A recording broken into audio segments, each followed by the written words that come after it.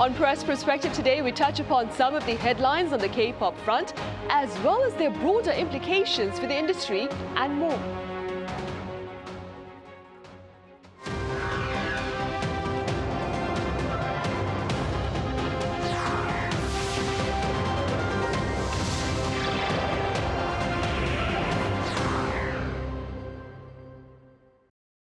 Hello and welcome to Wednesday's edition of Press Perspective. It's May 14th here in Seoul. I'm Min Sun-hee. Today we take a gauge of the Korean wave in recent times and some of the tasks that it faces. For more, I have freelance journalist David Lee here in the studio with me. David, it's a pleasure to have you with us. Thank you for having me.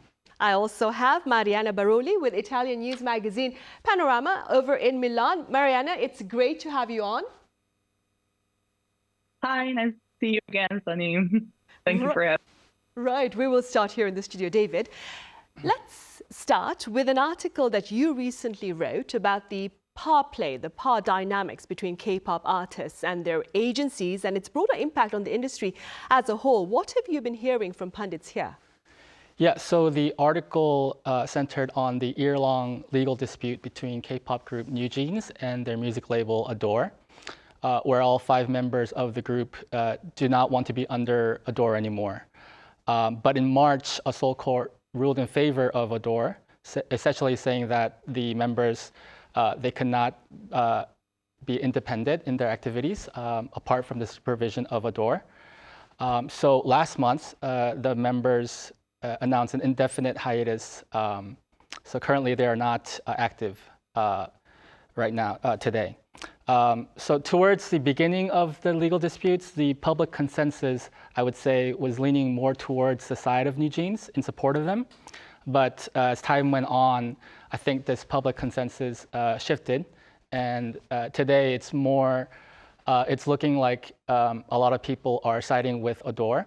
And I think there are several reasons for that. And I think one major reason is that a lot of the problems that the K-pop industry faced in the past, today they're non-existent, meaning that a lot of the problems have been, in one way or another, fixed. And one of the big problems with the K-pop industry in the past was the so-called slave contracts, where artists would be given, I would say, unfair contract agreements. So artists would be paired fairly by the music labels, and they would be under extensively long contract periods, reaching up to 13 years or 15 years, as in the case of 동방신기, or internationally known as TVXQ. I think a more recent case we can look to is the 50-50 case, which was in 2023. And in that case, the court, similar to the NewJeans case, they sided with the music label. And the industry insiders, they're saying that if the court did indeed side with NewJeans in this case, it would have been very detrimental to the K-pop ecosystem as a whole. And the reason is because to start a K-pop group from scratch, it takes a huge amount of investment upfront. So it takes millions of dollars just to start up a K-pop group, from the branding, the marketing, the training of these K-pop idols. And as you may know, some of these K-pop trainees, they spend many years, 5 years to 10 years, just getting ready, preparing to debut as a group. So NewJeans, they're currently, I think, under a 7-year contract with Adore, and they've only been active for 2 to 3 years as of now. So if they called it quits with Adore at this period of time, in terms of legally speaking, it would have looked quite unfair for Adore in this case. So many people in the industry right now today, obviously because NewJeans is such a significant, impactful group for K-pop, they're just kind of hoping, praying for both parties to come to the negotiation table to work something out. Right, hopefully they'll be able to work something out then. Marianna, despite the growing presence of K-pop on the international stage, album sales fell for the first time in almost a decade last year. Could you tell us a bit more about this reality? Yeah, it's true that the album sales declined last year, and it's the first time in a decade. But I think this drop is, however, simply due to not waning the global interest, but it reflects the evolving dynamics of K-pop. Many top tier groups right now are in transitional phases, like whether they're doing the military enlistment or they have contract renewals, or as we said, as David said, internal disputes because new jeans are huge despite being rookies. So I think that led to a pause when it comes to buying albums. And at the same time, while the global touring and the digital engagement are thriving, I think that the reliance on physical album sales as the primary metric is diminishing. So this recalibration is not a collapse, I think, but more a moment of redefinition for what the K-pop business model is. And furthermore, we are seeing like a very price difference between markets. For example, in Europe, when you buy an album, it costs you like even 60 euros, which is a huge amount of money. So during the boom period of the K-pop in Europe during COVID, people were willing to spend more on albums as a form of distraction and entertainment because, now we have the ability to travel abroad and we see the price that are significantly lower, for example, in Korea. So I think this is a shift also on how fans are approaching purchases. People probably are prioritizing and taking advantage of opportunities of buying abroad or visiting the place and seeing concerts abroad, despite maybe buying in their nation. And I think that's, as I said, an evolving dynamic in the industry. Right, so changing dynamics within the industry itself then. David, beyond K-pop, K-screen productions, they failed to make it onto the list of this year's Cannes Film Festival, which began this past Tuesday. How is the foreign media explaining this particular phenomenon? Right. I think this news made headlines in the country because it was the first time in 12 years that a South Korean film was absent from the festival.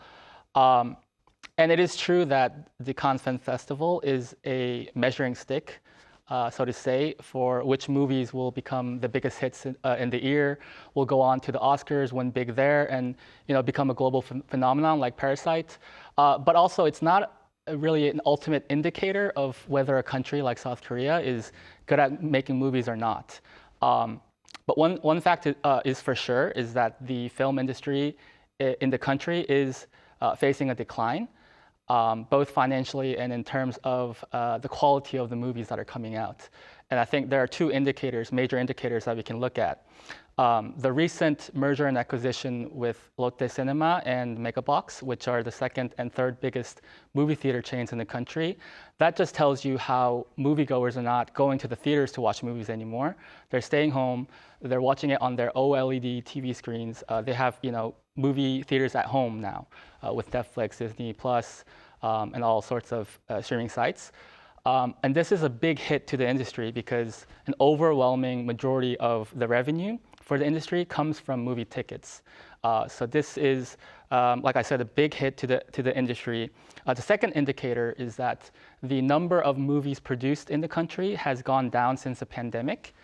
In 2019, South Korea was the fourth largest movie market in terms of box office revenues, which is huge considering how, compared to other countries like the US, obviously, countries in Europe, how in terms of just the size of the country, South Korea is relatively smaller. But that tells you how much people love movies here in Korea and how much movies mean to people. But that figure, the revenue figure, has almost halved last year from 2019. Industry insiders are saying that the recovery rate in South Korea is a lot slower than in other countries like the US or France. The biggest, I think, reason is because of the lack of investment. And it's pretty obvious, like there's no money coming in from the business. So investors are very, they're very cautious when taking investments, deciding on investments. Obviously, they won't take investments on new projects, or I guess you can say experimental projects more even. And they won't go with movies that don't have the top actors who kind of guarantee the tickets, right, in the theaters. So yeah, this just equates to less movies produced in a year, and I think this majorly affects the quality and the diversity of movies that come out of Korea, and that goes into play of how these movies will be graded in the international scene. Quite recently, US President Donald Trump, he spoke about 100% tariffs on all movies made outside of the US. What has been the broader response to these remarks by Mr. Trump? Yeah. For now, actually, it's not as big of a response as people may think, coming from inside the industry in Korea. And the reason is that South Korea is not a big movie exporter to the US in terms of Korean movies showing in American theaters or Korean movies being shot in America. So there is the fact that some Hollywood movies, like I think The Avengers a couple of years ago, came to Busan to shoot there. Some scenes here. The Korean economy will benefit from that, but that's not a major source of revenue for the movie industry in South Korea. So, and another reason is that the industry insiders are saying that the applicability of this tariff, they're not really sure how it's going to work. And for example, like for Netflix, how will they put a tariff on all of these South Korean dramas and movies that are going on the Netflix streaming site? They're not really sure what the system, what the application of this tariff will be. So we'll kind of have to wait to see how this will all play out. But I think the rationale behind the tariff from Trump is that U.S. movies should be shot inside the U.S. And the reason is that a lot of these U.S. movies, these Hollywood movies, are shot in countries outside of the U.S., such as Canada, Australia, or elsewhere. So I think President Trump wants these U.S. movies to be kind of solely to focus more on making U.S. land the movie sets of the Hollywood blockbusters. But I think the international film community is, as you can imagine, very opposed to this idea of imposing a tariff. And experts are saying that such a move would be detrimental to Hollywood, resulting in less American movies being produced every year. So yeah, like I said, we'll just have to wait and see how this all plays out. Maybe the tariffs will face some changes down the road. Yeah, we'll just have to wait. Right. I actually have heard quite a number of pundits claiming that this particular move may serve to hurt Hollywood more than help it. Yes. Marianna, welcome back. Against the backdrop of Mr. Trump's comments, Marianna, K-pop group NCT Wish was recently unable to partake in the SM Town Live 2025 event over in Los Angeles owing to visa issues. Marianna, some are linking this to Mr. Trump's America First policy. Should we be concerned about the U.S. impact on cultural exchanges, do you think? I think, as David said, that we had to wait and see. I think that is the best strategy because it's important to note that visa delays happens, has always been happening, and specific incident does not point to a broader anti-Korean sentiment or something like connected to the Trump administration. So that being said, I think the situation is indeed very sensitive and we need to look out for that. But we're also seeing that even tourists are being denied access to the US, which highlights that there is a widened concern regarding cultural exchanges. And it's a delicate moment indeed, and that requires from us and all of us a very careful observation. But I don't want to jump to conclusion on place blame on any party. And actually, what concerned me more, we talked about that last time when I was kindly invited to your program. And it's, for example, what is happening also in Asia, with APX that they had one performance in China. So I think there is something changing right now and we need to be very focused on that, but very aware of what is happening, very aware that it's a very sensitive moment, and also for entertainment, which is like seen as a very powerful instrument, but we don't need to be afraid of that changes. So I think we just need to wait and see, because wave strength lies in its regional roots. So we need to like wait, see, and keep acting the way we do. Right. David, K-pop and K-dramas, they continue to make headlines, and yet quite a number of critics here in the country claim the Korean wave may soon hit a snag. What do you suppose is fueling this unease, and what are your thoughts regarding it? Yeah, I think even last year, many people were worried about how the absence of BTS and Blackpink created stock prices for music labels to take a dive. And it kind of tells you how these mega groups have a sort of umbrella effect on the whole K-pop industry, meaning that these mega groups like BTS and Blackpink, they're a major reason that these international fans are rushing to see what's next in K-pop, why this K-pop industry is becoming so invigorated with energy, right? But in other words, it's also saying that there aren't many or any groups that are as sensational or impactful as BTS or Blackpink. And I think that's why, like we previously talked about New Jeans, I think that's why New Jeans is such a significant kind of factor that we'll have to see what kind of effect it will have on the K-pop industry as a whole. So in the end, there needs to be new artists coming up with new styles, new types of music, because the K-pop industry throughout the years, they've been criticized for having this sort of cookie cutter approach where groups will follow trends, see what works really well with other groups, and many of these groups to people who are not familiar with the K-pop scene, they might seem quite similar to each other.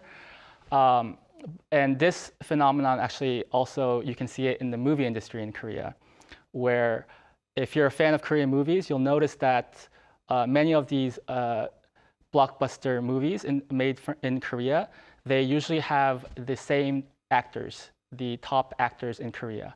And the reason is because investment only goes to movies that features actors like Hyunbin or Lee Jung-jae, and they kind of guarantee the moviegoers to buy tickets. So same with K-pop, the movie industry also needs to develop new actors. They need to take risks on these new actors, give them a platform, try to make them stars in the international scene, and then we'll see where that goes, where that takes us.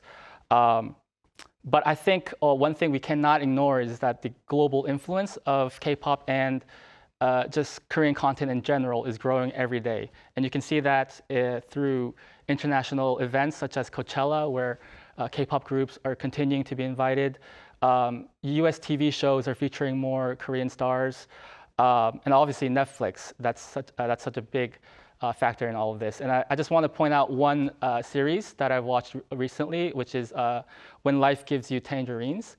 And I watched it and I immediately thought that this would be a hit in Korea. But I was kind of surprised by how popular it was overseas.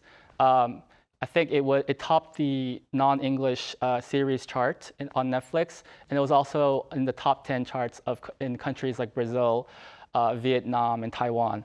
And I think it really told you how what's Korean really works abroad, because I knew that it would work in Korea because of the Korean elements of the endearing Korean mother and the kind of heartwarming family drama that takes place in Korean society.